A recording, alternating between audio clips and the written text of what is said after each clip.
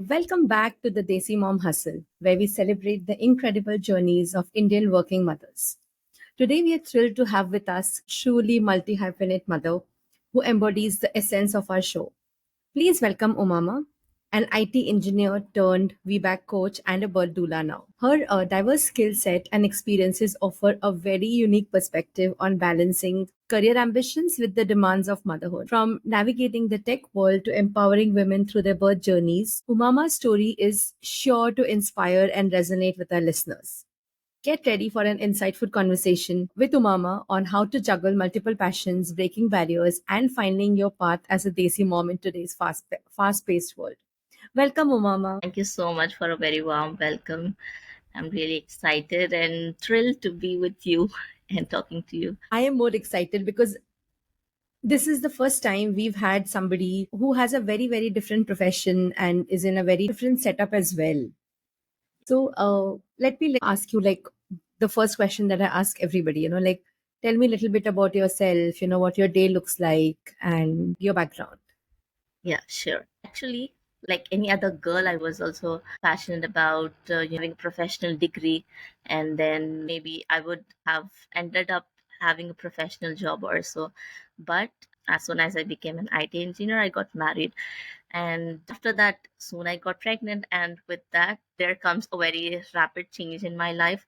The thing is, I ended up having a c-section with my first baby. Because I had a traumatic birth experience, I started looking for options wherein I can have a successful VBAC in my second birth. And when I actually got pregnant with my second child, and I took childbirth classes, and I had a doula, and that phase of my labor, everything really changed me. And I became more confident with myself, with my own body. And because after that, soon I had a successful VBAC that again turned my whole life. Now I was more keen to support more and more mothers, to help them and support them have have a good birth experience.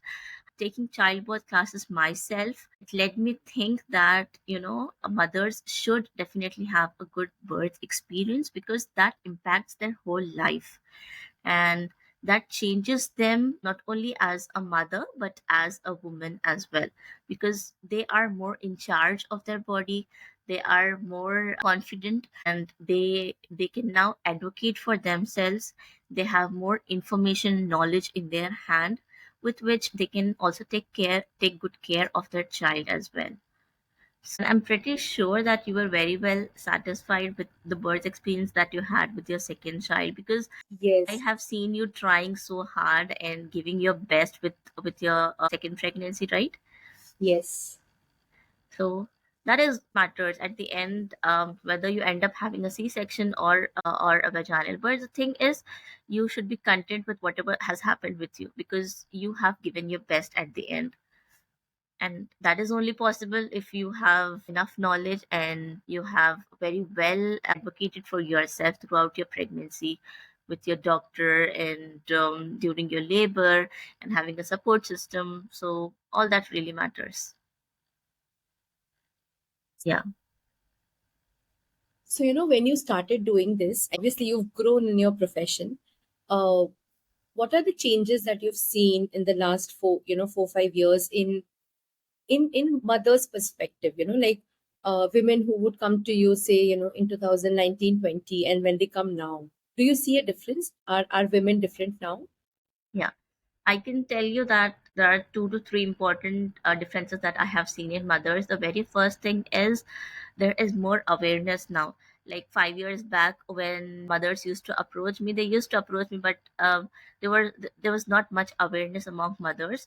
Now mothers are more aware. And the second thing is, before only mothers with one C-section would have approached me, but now I see mothers approaching me with two C-sections as well, like having two C-sections, and now willing to try for a VBAC after two C-section. So the thing is, they are not fearful now. But back in 2019 or 25 years back, when I when I had seen such mothers who have had two C-sections, they would just give up because of fear of, we have already have Right. two C-sections, we can't have a VBAC. And also, obviously, doctors also scare them and put that fear in them. That is the reason they don't move ahead with their decision. But now, maybe because of the awareness around them, and maybe because of the successful stories that they are seeing, or all that is just making them to try for VBAC after two C-sections as well. So that is a very rapid change that I have seen in these years. That is actually a good thing, because I remember when I was with you, I know I was confident, but I had to actually convince my first doctor when I changed before I came to you. Do you face any challenges that affects your profession as a birth educator? Yeah, the biggest challenge is, I would say, not having a supportive doctor, because when mother is ready to try for a VBAC, or when mother is ready to give her best to have a vaginal birth, but the thing is, doctor is not supportive. And the actual challenge starts when mother is almost near her due date, like she's forced by the doctor to be induced, she's forced by the doctor to have repeated scans or ultrasounds. And then she's not, many a times doctors don't support the mothers to go beyond their due date. And just having cord around the neck during the scan, that scares them. And doctors usually scares them that there's a cord around the neck, and that is not good for you or your baby. So the thing is, again, there's not much knowledge with the mothers. And also, many a times doctors put that fear in the mothers that you cannot go ahead with this thing because it's a complication. But actually, many a times it's not a complication, it's an intervention with the mother. That is so true. I mean, I feel the entire birth industry works on this fear factor that, cord around your baby's neck, which is not like that tight rassi, कि, अच्छा वो पकड़ के रखा है, if you pull it, the baby is going to get pulled. I mean, I didn't know this till I took the classes with you. Yeah, yeah. And another thing is that doctors are actually medically trained, right? So they are trained to handle cases medically. So when they see pregnant mothers as well, what they do is they think everything as something which requires medical attention. So even when pregnant mothers approach them, or they want to have their birth with them, they again see the whole scenario as something which requires medical attention. So if you just go to them and tell them that you want to have a natural birth, they would say, what is a natural birth? Because obviously everything requires medical attention, whether it's giving an epidural or whether it's giving an IV during labor. They just put up a time frame that within this time frame you should be doing everything with your labor, and matlab, khatam, you have to finish your case within this time period.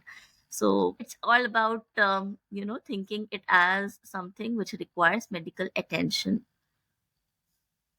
So when women come to you, do they always come with an open mindset, or do they come with their own perception, or or are they open to learning? And have you also had fathers join in your coaching?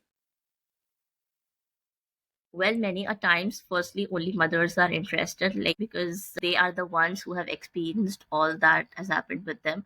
So they are the ones first approaching me. And then there's again a complete thing that they have to convince their husband, convince their family, and then they are not supporting them. But at the end, mostly husbands do support them. And then they start taking classes. And but again, the thing is, they are like, when they start learning or when they start taking classes, again, they have this mindset that they want to have good birth experience this time. They are not willing to have a bad experience again.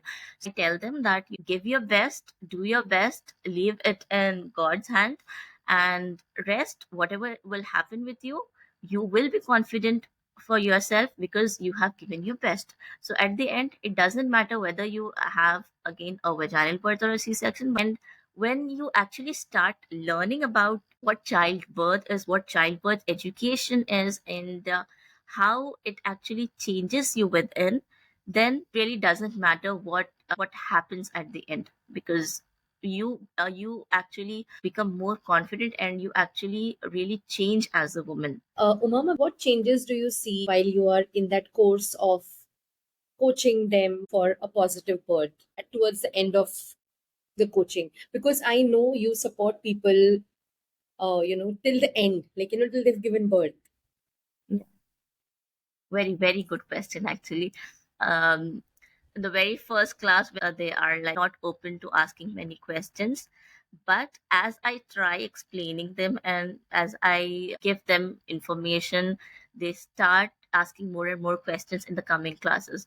Not only with that thing, I see many mothers asking for virtual support, because I feel mothers, they need someone who can listen to them. So I mean, the kind of support a mother can give to another woman, the same thing a husband can't give to that mother. Okay, so whenever a mother approaches to me, they don't take classes, but with the virtual support as well, they get many information, and they feel very content and satisfied that there is someone who is listening to me. The curiosity to ask more questions and clear their doubts, clear their fears, that increases with passing of the days as they try to gain more and more knowledge. Mama, when you are in this scenario, when you are, supporting mothers and by extension their families also, do you experience frustration, irritation, anger From their side. from their side? Or, just because, you are telling them something and they're not listening to you and they still go ahead and do something else. How do you maintain that boundary between that anger, which is professional and not directed at you, or, that frustration, which has nothing to do with you? Okay, actually, I'm really very very calm with them. Like, it doesn't really matter to me if they are not really showing any interest, because most of the time there are very very few mothers, I would say, those who show interest, that they want to really take childbirth classes, and they even start the childbirth classes with me, because only because of the thing that they have only heard ke childbirth classes, they doesn't really have that awareness, or they doesn't really have that knowledge ke how really childbirth can impact them. So they have just heard from XYZ, and they just enroll for the classes. So when you are not interested within, like, जब others से आपको interest नहीं, how will I know that mothers are not interested? Is that they don't take classes on time, they keep on delaying it after 2 days, after 3 days or so, or they don't ask questions, and they are just sitting blindly in front of the classes के जो भी information है, हाँ, okay, okay, everything is clear. So उससे you will know that they are not much interested, but for name's sake they are taking the classes, and whatever the outcome is, they are not interested in that. So such mothers, I'm very calm with them, I'm okay with them. Okay, ठीक है, whatever it is, if you are interested, I'll show more interest. If you are not interested, I'll be just like a normal person with you. Like, whatever you are asking, I'll just help you with that, but I won't go beyond my limits. Or That is so true. So, when people who are taking classes from you, uh, they message you day in, day out with their problems. How do you, find that balance and say, no, I will not look at my messages now? Or, how do you find that balance between your profession and your uh, okay, most of the time, mothers are usually connected through WhatsApp. right? So I am usually connected to them through chats and all that. So that is completely fine. Obviously, there won't be any emergency all the time during a pregnancy, right? So most of the time, I reply them instantly, or I don't reply them instantly, but they wait because they know that I do have a family of my own, and I do have my children to look after. So, and because there is this thing that they can chat with me and they can have voice recordings with me, so they are okay with that. But I do tell them as well कि अगर कुछ emergency है, so you can call me at any time, and that is fine for me. And my phone is always on, never on silent mode, so I can definitely pick up their call anytime. So most of the time there's no emergency during pregnancy, so they are okay with chatting or doing voice recording. But during the end of the pregnancy, and while they are in labor or so, they do call me, or whoever their support person is, they try to be in touch with me and they connect with me. So even I know at that time that this mother is in labor, so I need to be more cautious with my phone. I need to Right. keep it more with me. So that is the thing.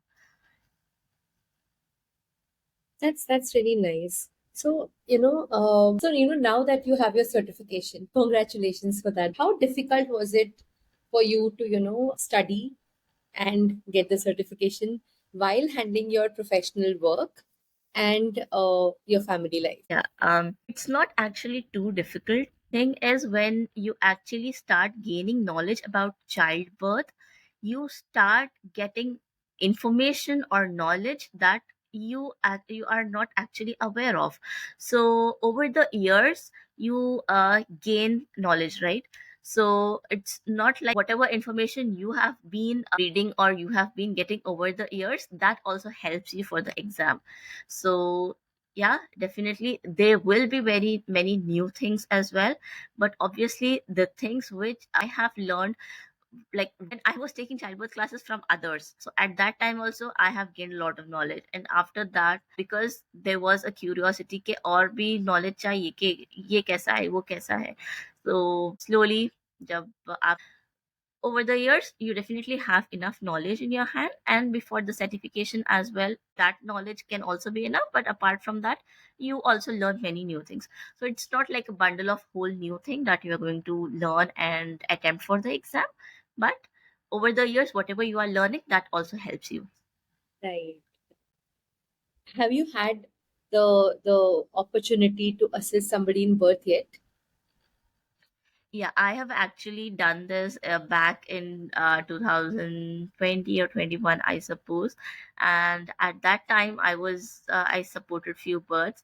But again, as I told you that because I'm also in new country wherein I am not familiar with the rules and policies here. So I am not into profession of a doula, but yeah, I'm more into taking childbirth classes.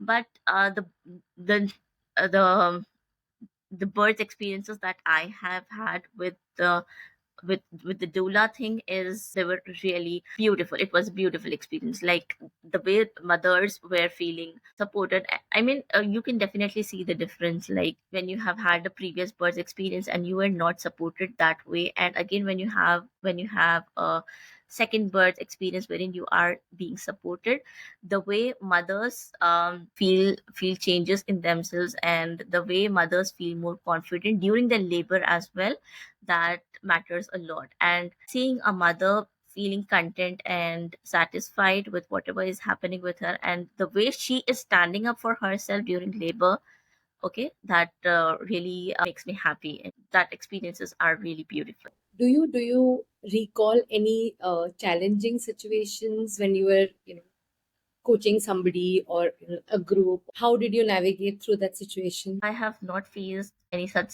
challenges which I could remember, but yeah, as I told you that not all mothers are interested. That can be a challenge for me because obviously at the end they don't end up having the kind of birth experience I would expect them to have. Definitely, that I feel ke, oh, why did I support such mother who was not really keen for herself to have a good birth experience. So that becomes a challenge for me because she is not the way she has to be, and she's just wasting her time and money for the thing that she is not really keen to have of. I mean, she's okay with a c-section, she is okay with whatever her doctor is saying. Matlab, she is coming and taking knowledge from me and getting information, but at the end she's only doing whatever her doctor is saying.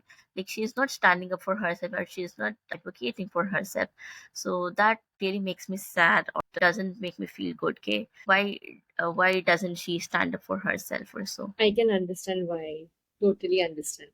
So, if you could, tell me if one misconception, about birthing that women have that you would like to address. Yeah, the very first misconception is that they think that all births require intervention or all births require medical attention. because it is natural process. All the births are natural process. For this, I can just give you an example of animals. Not all animals are being assisted by doctors, right? Or by any human being as well. They are not assisted by anyone. It's a natural process, and they give birth on their own. So the same thing goes with a mother as well.